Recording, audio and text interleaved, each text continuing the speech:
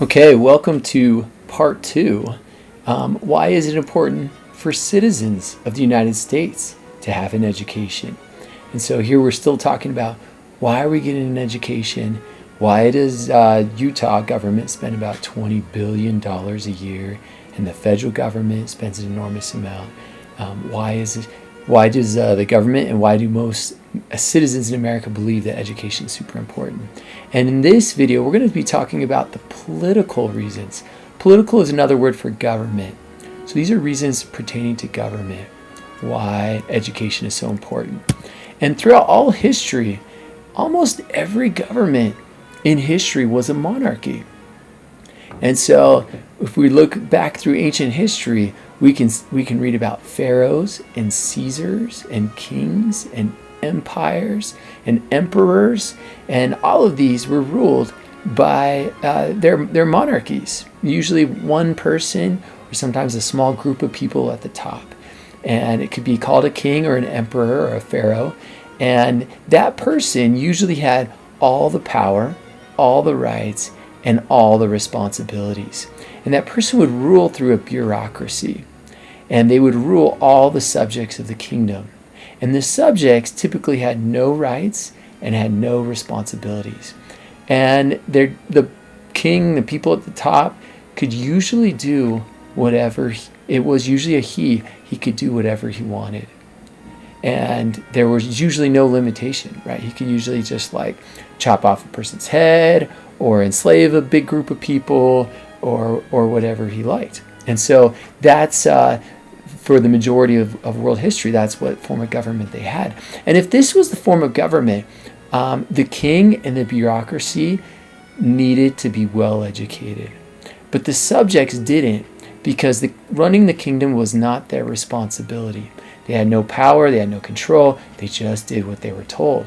And so if there was a good king, then the kingdom usually prospered. If there was a bad king, then the kingdom usually seriously suffered.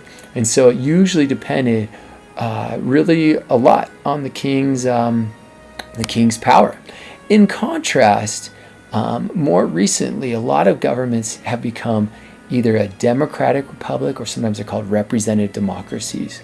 And this is where all the citizens, all the power begins with the citizens instead.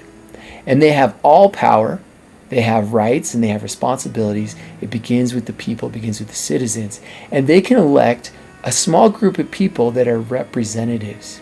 And some of these powers are delegated by the people to the representatives, and these representatives can make the laws. And these laws, these are the highest rulers. They rule everyone. Everyone it has to obey the law. So even the representatives who are writing the laws have to obey the laws. All the citizens have to obey the laws. And this, most famously in ancient history, was ancient Rome. And most democracies today, including like the United States and Canada, most of Europe, they're democracies. And with a democracy, since the power begins with the people, then the people need to be educated. They need to know what's going on. They need to know what their rights and their responsibilities are. They need to be able to vote for good decisions.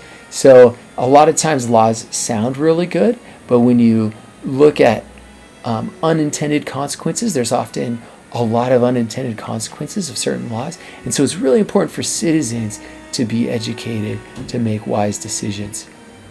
These are the words from our third president, Thomas Jefferson, where he argued basically education protects our freedom.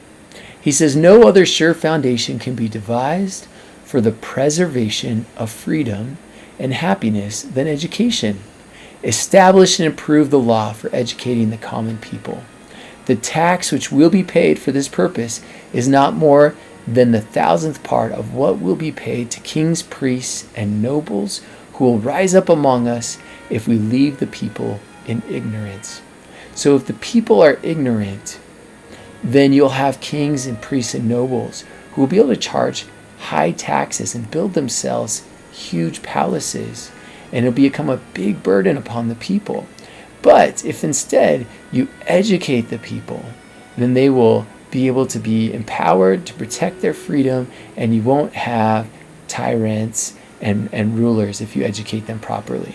That's the idea that Thomas Jefferson is arguing for. Okay, and now if you can go back to the top of your worksheet and answer this question: why is it important for citizens of the United States to have an education? And whoops, I put it twice. And use these words: citizenship, responsibility, representative democracy. Thank you.